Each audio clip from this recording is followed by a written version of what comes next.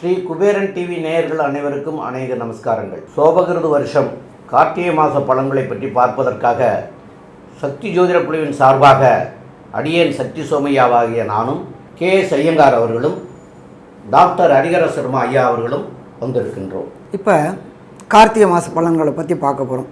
கார்த்திகை அப்படின்றது எப்போ பிறக்குது அப்படின்னு பார்த்தோம்னாக்க 17/11/2023 வெள்ளிக்கிழமை காலையில் சுமார் 9:22 சூரிய பகவானானவர் துலா ராசியிலேருந்து விருச்சிக ராசிக்கு மாறுறாரு. நம்ம இதை கார்த்திகை மாதம் அப்படிங்கிறோம். இப்போ இந்த கார்த்திகை மாதத்தில் என்னென்ன கிரகங்கள் என்னென்ன நிலையில் இருக்குது அப்படின்றத கோல்சாரம் இன்றைக்கி என்ன நிலையில் இருக்குது அப்படின்றத சொல்லுவோம். ஃபஸ்ட்டு மேஷத்தில் குரு பகவானும், அதுக்கு அடுத்தது கன்னியில் பார்த்தோம்னாக்க சுக்கிர பகவானும் கேது பகவானும், விருச்சிகத்தில் சூரியனும் செவ்வாயும் புத பகவானும், இதை தவிர பார்த்தோம்னாக்க சனி பகவான் வக்ரகதி அடைஞ்சி மகரத்தில் இருக்கார். இதை தவிர மீனத்தில் ராகு பகவான் இருக்கிற இந்த பொசிஷனில் நம்மளுடைய கார்த்திகை மாதம் பிறக்குது. இப்போ இந்த கார்த்திகை மாதம் பிறக்கிறதுக்கு ஒவ்வொரு ராசிக்கும் என்னென்ன பலன் அப்படின்றத நம்ம பார்க்க போகிறோம். இந்த கார்த்திகை மாதத்தில் பார்த்தீங்கன்னா சில விசேஷ தினங்களும் இருக்குது. பொதுவாகவே கார்த்தி அப்படின்னு சொல்லும் பொழுது கார்த்திகை தீபத்தை பற்றி நம்ம முழுசாக பேசுவோம். கார்த்திகை தீபம் அப்படின்றது ரொம்பவும் விசேஷம்.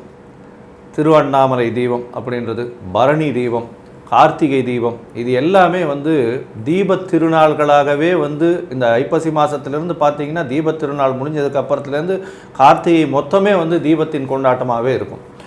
இதை தவிர சபரிமலைக்கு மாலை போட்டுக்கிறவா இந்த காலகட்டத்தில் போட்டுக்கலாம். இந்த காலகட்டத்தில் பார்த்தேனால் சபரிமலையில் மாலை போட்டுண்டு அந்த ஃபாரஸ்டெல்லாம் கடந்து போய் காடுகள் மூலியமாக போய் ஐயப்பனை தரிசனம் பண்ணிட்டு வரக்கூடியது, விரதம் இருந்து 48 நாள் விரதம் இருந்து மாலை போட்டுண்டு விரதம் இருந்து ஒரு நாளும் 2 தரமாவது குளிச்சுட்டு சரணம் சொல்லி இந்த மாதிரியான விசேஷங்கள் பண்ணக்கூடியதும் ஆன்மீகம் தழைத்து ஓங்கக்கூடிய காலகட்டமாக இந்த கார்த்திகை மாதம் வருது. இதுதான் ரொம்ப விசேஷம். இதில் பார்த்தேனால் வாஸ்து நாளும் வருது. இந்த மாதத்தில் வாஸ்து நாள் அப்படின்றது 17/11/2023 அன்னைக்கு வாஸ்து நாள் வருது. இந்த வாஸ்து நாள் 24ஆம் தேதி வருது. 24/11/2023 வாஸ்து நாளாக வருது. வாஸ்து பகவான் கண்விழிக்கும் நேரத்தில் எந்த ஒரு விஷயங்களும் பூஜை போடுறது, அடிக்கோல் போடுறது, கடைக்கால் நோண்டுறது, புதுசாக வீடு மனை கட்டுறது, இதெல்லாம் பண்ணக்கூடிய காலகட்டம் ஒரு 36 நிமிஷம், கடைசி 36 நிமிஷம்னு சொல்லக்கூடியது 10:54 11:30 வரலும் அன்றைக்கி இருக்குது. இந்த காலகட்டத்துக்கு எந்த ஒரு தோஷமும் கிடையாது. அதனால் வாஸ்து புருஷன் கண் விழிக்கிற நேரம் அந்த 24/11 அன்றைக்கி ரொம்பவும் முக்கியம். இந்த கார்த்திகை மாதம் 1ஆம் தேதியை முடவன் முழுக்கு அப்படின்னு கொண்டாடுறோம். ஏன் அப்படின்னா முடவன் பெருமாள், அதாவது காவிரி நதியில் நீராடுறதுக்கு வரும்பொழுது அவனால் வர முடியல, அடுத்த நாள் காத்தால் சூரிய உதயம் ஆகிடுறது, கார்த்திகை 1ஆம் தேதியும் பிறந்துடுறது. அதனால் பெருமாளே நான் காவிரியில் குளிக்கிறதுக்கு வரும்போது இப்படி ஆகிடுத்தே, எனக்கு காவிரி இது வராதா அப்படின்னு துலாஸ்தானம் கிடைக்காதான்னு கேட்கும்பொழுது இந்த ஒரு நாள் உனக்குன்னு நான் அந்த துலாஸ்தானத்தை எக்ஸ்டெண்ட் பண்ணி கொடுக்குற மாதிரி பெருமாள் அவனை ஆக்கிரமிச்சுக்கிறார். அதனால் அந்த முடவன் முழுக்குன்னு சொல்லக்கூடியது கார்த்திகை மாதம் 1ஆம் தேதி அன்னைக்கு எல்லா வருடங்களும் அது உண்டு. அதனால் 1ஆம் தேதி அன்றைக்கும் கார்த்திகை, அதாவது மாதத்தினுடைய துலா ஸ்நானத்தை கண்டினியூ பண்ணலாம். அதன் மூலியமாக காவேரி எல்லா ஜலங்களிலும் இருக்க மாதிரியும் அவர் குளிக்கிறதுனால கண்டிப்பாக பெருமாள்கிட்ட ஐக்கியமாகக்கூடிய வாய்ப்புகள் நிச்சயமாக உண்டு. இந்த மாதத்தில் பார்த்தேனால் பரணி தீபம் 25/11, கார்த்திகை தீபம் 26/11. இதை தவிர இந்த மாதத்தில் ஒரு ராசியாக என்னென்ன பலன் அப்படின்றதையும் பார்ப்போம். என்னென்ன எளிய பரிகாரங்கள்னு பார்ப்போம். அதை தவிர எந்தெந்த நாட்களை நம்ம அதாவது அந்த நாட்களில் முயற்சி எடுக்காமல் சில நாட்களை தவிர்ப்பது நல்லது அப்படின்றதையும் பார்க்கலாம். அதாவது சந்திராஷ்டம நாட்கள் என்னென்ன ஒரு ராசிக்கும் அப்படின்றதையும் பார்ப்போம். இப்போது மேஷம் முதல் மீனம் வரை சோபகிருத்து வருஷம் கார்த்திகை மாதம் 17/11/2023 உங்களுக்கு எப்படி இருக்குது அப்படின்றத ஒரு ராசியாக பார்க்கலாம். அனைவருக்கும் ஹரிஹர சர்மாவின் பணிவான நமஸ்காரங்கள். நாம் இப்போ கார்த்திகை மாத பலன்களை பார்க்குறோம். இப்போ பார்க்க போகிற ராசி அப்படின்றது மிதுன ராசி. இந்த மிதுன ராசிக்கு அதிபதி அப்படின்றது புதன். இந்த புதன் உங்களுக்கு இதுவரை மாதம் பிறக்கிற நேரத்தில் 30/11 வரலும் 6ஆம் இடத்துல இருக்கார். அதுக்கப்புறம் 7ஆம் இடத்துக்கு வராரு. இந்த மற்ற கிரகங்களோட புத பகவானுக்கு மட்டும் ஒரு காரியம் உண்டு, ஒரு வீரியம் உண்டு. அவர் மறைந்து இருந்தாலும் நன்றாக இருந்தாலும் வேலை செய்யக்கூடியவர். புதன் மறைஞ்சிருந்தால் நல்ல கல்வி அப்படிம்போம். அப்போ இந்த மாதம் பிறக்கும் பொழுதே உங்களுக்கு நல்ல கல்வி, இந்த மிதுன ராசியில் பிறந்த குழந்தைகளுக்கு அத்தனை பேருக்கும் கல்வியில் ஒரு மேன்மையான நிலை அடையக்கூடிய வாய்ப்புகள் உண்டு. சரி, அதுக்கு அடுத்தது 30/11/2023 அப்புறம் சத சப்தமத்தில் வராரு. நம்மளுடைய ராசிநாதன் எப்போ சத சப்தமாக வந்து நம்மளுடைய ராசியை பார்க்குறாரோ அப்போயே நம்மளுடைய சுயமுயற்சிகள் வெற்றி வெற்றி வெற்றி கிடைக்கக்கூடிய வாய்ப்புகள் உண்டு. அதையும் பார்த்தோம்னாக்க புத பகவானை பொறுத்தளவுக்கு அனலைசிங் கிரகம் அப்படிம்போம். இந்த ட்ரேடிங்கு, இந்த ஸ்பெக்குலேஷன்னு, லாட்ரி இதில் மாதிரி இந்த தொழிலில் ஈடுபடுறவங்களுக்கு இந்த கார்த்திகை மாதம் ஒரு பொன்னான காலம்னு சொல்லலாமா? கண்டிப்பாக பொன்னான காலம்னு சொல்லலாம். ராசிநாதனே ராசியை பார்க்கும்பொழுது. அதை தவிர குரு பகவானை பொறுத்தளவுக்கு 11ஆம் இடமான லாபஸ்தானத்தில் செவ்வாயோடைய வீட்டில் உட்கார்ந்துருக்காரு. அப்போ செய்கின்ற தொழிலில் ஏற்றமான நிலை. ஏற்றமான நிலை அப்படின்னாக்க கடுமையான ஏற்றமான நிலை. தொழில் தொழில் தொழில் இதை முழுசாக இருக்கிறவங்களுக்கு தொழில் அதிபராக மாறக்கூடிய மாதம் இந்த கார்த்திகை மாதம்னு சொல்லலாமா? கார்த்திகை மாதம்னு சொல்லலாம்.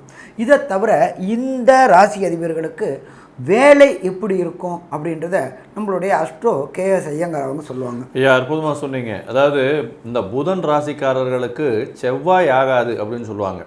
இந்த மாதம் பார்த்தீங்கன்னா ஒரு பெரிய ஏற்றம். செவ்வாய் பகவான் 6ஆம் இடத்துல மறைஞ்சு போகிறார். இதன் மூலியமாக என்ன அப்படின்னா 6ஆம் இடம் வலுத்து போகிறது. எதனால் வலுத்து போகிறது? செவ்வாய் பகவான் ஆட்சி பெற்று போகிறார், சூரியனோட சேர்ந்து போகிறார். புத பகவான் வந்து ஒரு 15 நாள், அதாவது 30/11 வரலும் இருக்கார். இருந்தாலும் 6ஆம் இடம் வலுத்து போகிறதுனால எதிரிகள் அற்ற நிலை வரக்கூடிய வாய்ப்பு உண்டு. புதிய வேலை கிடைக்கக்கூடிய வாய்ப்பு உண்டு. புத பகவான் உங்களுடைய ராசிக்கு பார்த்தலையானால் 7ஆம் இடத்திற்கு போன உடனே உங்களுடைய ராசியில் கண்டிப்பாகவே வந்து திருமண யோகம் வந்தாச்சு. குரு பகவானின் பார்வையும் இருக்குது. எதிர்பாலினத்தவர் மூலியமாக நல்ல ஒரு ஏற்றம் கிடைக்கும். பார்ட்னர்ஷிப் பிஸ்னஸில் பெரிய ஏற்றம் கிடைக்கும். 6/11க்கு உண்டான அதிபதி அப்படின்னு சொல்லக்கூடியவர் வந்து செவ்வாய் பகவான். அவர் வந்து 6ஆம் இடத்துல இருக்கிறதன் மூலியமாக வேலை செய்யும் இடத்தில் உங்களுக்கு ப்ரமோஷன் வரக்கூடிய வாய்ப்புகள் நிச்சயமாக உண்டு. புதிதான வேலை கிடைக்கும். வேலை செய்யும் இடத்தில் முயற்சிகள், நல்ல முயற்சிகள் எல்லாமே வெற்றி பெறும். ஏன்னா 3ஆம் அதிபதியும் சேர்ந்திருக்கார். உங்களுடைய இன்டெலிஜென்ஸ் வந்து ரொம்ப அதிகமாக வெளிப்படக்கூடிய மாதமாக இந்த கார்த்திகை மாதம் அமைய போகிறது. உங்களுக்கு ப்ரமோஷன் கிடைக்கும்.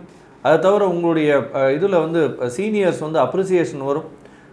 அதற்கு மேலே பார்த்தீங்களேனால் ஒரு இன்க்ரிமெண்ட்டு இல்லைன்னா வந்து ஒரு பண முடிப்பு வரக்கூடிய வாய்ப்புகள் மிகவும் அதிகம். தொழிலிலும் பெரிய ஏற்றம் கிடைக்கும். ஏன்னா 10ஆம் இடத்தின் அதிபதி 11ஆம் இடத்துல இருக்கார். எதை தொட்டீர்கள்னாலும் எந்த தொழிலிலும் உங்களுக்கு வெற்றி மட்டுமே கிடைக்கும். உங்களுடைய ராசிக்கு சப்தமத்தில் போய் ராசிநாதனே இருக்கக்கூடிய காலகட்டத்தில் உங்களுக்கு வந்து மைண்ட் ரொம்ப ஸ்ட்ராங்காக இருக்கும். நீங்கள் இதை சாதிக்க வேண்டும் அப்படின்ற ஒரு சாதனையை வந்து இப்போ நோக்கி சென்று அதில் வெற்றியும் பெறக்கூடிய காலகட்டமாக இந்த மாதம் உங்களுக்கு அமைய போகிறது. சரி, இந்த மாதத்தில் பார்த்தோம்னா சுக்கிரனுடைய மூமெண்ட்டு எப்படி இருக்கும், திருமணமானவர்களுக்கு குழந்தை பிராப்தி எப்படி இருக்கும் அப்படின்றதும் இந்த மாதத்தில் சில நாட்கள் தவிர்க்க வேண்டும் அப்படின்றதையும் வந்து நம்ம ஐயா சொல்லுவாங்க. ரொம்ப அற்புதமாக சொன்னீங்க ஐயா. அதாவது இப்போது இந்த புதன் வந்து இவருடைய ராசியாதிபதியாகிய புதன் வந்து 30/11க்கு அப்புறம் சப்தமத்தில் இருந்து ரொம்ப வலுவாக இருக்காருன்னு சொல்கிறதோட அவருடைய வீட்டையே பார்த்தார். குரு பகவானும் பார்க்குறாரு. இந்த 7ஆம் இடத்துல இருக்கக்கூடிய புதன் பகவானை குருவும் பார்த்தார். அப்போது தகப்பனாருடைய சூழ்நிலைகள் நல்லா இருக்கிறதுக்கு உண்டான சூழ்நிலை ஏற்படும். அதேமாரி இப்போ நீங்கள் சொன்னது வந்து சுக்கிர பகவானுடைய நிலையை வந்து அதாவது சொல்ல சொன்னீங்க. அப்போ ராசி அதிபதியாகிய ராசி அதிபதி அல்ல, மிதுன ராசிக்காரங்களுக்கு 5ஆம் இடத்து அதிபதி 5ஆம் இடத்துக்கே 30/11க்கு வரப்போகிறாரு. அது வந்து ஆட்சி பெற்ற நிலை. குருவும் 7ஆம் பார்வையில் சமசப்தம பார்வையில் பார்த்துடுறாங்க. அப்போ சமசப்தம பார்வையில் பார்க்கறதுனால புத்திரபாக்கியம் இதுவரைக்கும் கிடைக்காம இருந்தவங்களுக்கு புத்திரபாக்கியம் இந்த காலகட்டத்தில், அதாவது 30/11க்கு அப்புறம் ஏற்படுறதுக்கு உண்டான வாய்ப்புகள் மிக மிக அதிகமாகவே இருக்குது. ஆக இந்த காலகட்டங்களில் அவங்களுக்கு வந்து கண்டிப்பாக புத்திர பாக்கியம் அமைகிறதுக்கு உண்டான வாய்ப்புகள் உண்டு. அது சில பேருக்கு என்னென்னு கேட்டிங்கன்னா, காலதாமதம் ஆகிறதுக்கு சில காரணங்கள் சில ஜோசியர்கிட்ட போனால் சொல்லுவாங்க. அதுக்குண்டான பரிகாரங்களை இந்த நேரங்களில் பண்ணிட்டு இது பண்ணிங்கன்னா கண்டிப்பாக சீக்கிரமாக அவங்களுக்கு வந்து புத்திர பாக்கியம் கிடைச்சிடும். அது போக சந்திராஷ்டம தினங்கள் ஐயா சொல்லியிருந்தாங்க. அந்த சந்திராஷ்டம தினங்கள் அப்படிங்கிறது வந்து உங்களுக்கு வந்து 18/11/2023 சனிக்கிழமை, 19/11/2023 ஞாயிற்றுக்கிழமை, 20/11/2023 காலையில் ஒரு 11 மணி வரைக்கும் இருக்குது. ஆக இந்த 2.25 நாட்களில் நீங்கள் வந்து கூடுமான வரை புதிய முயற்சிகள் எதுவும் எடுக்க வேண்டாம். அதேமாரி வெளிநாடு வெளியூர் பயணங்கள் செய்கிறதையும் தவிர்க்கிறது நல்லது. போக முடியாத சூழ்நிலைக்கு சில பரிகாரங்கள் இருக்குது. அதை பெரியவங்ககிட்ட போய் கேட்டிங்கன்னா, இல்லை எங்களை மாதிரி ஆள்கிட்ட போய் கேட்டிங்கன்னா சொல்லுவாங்க. அதுகளை கேட்டுட்டு அதுகளை பண்ணிவிட்டு நீங்கள் பயணம் பண்ணலாம்.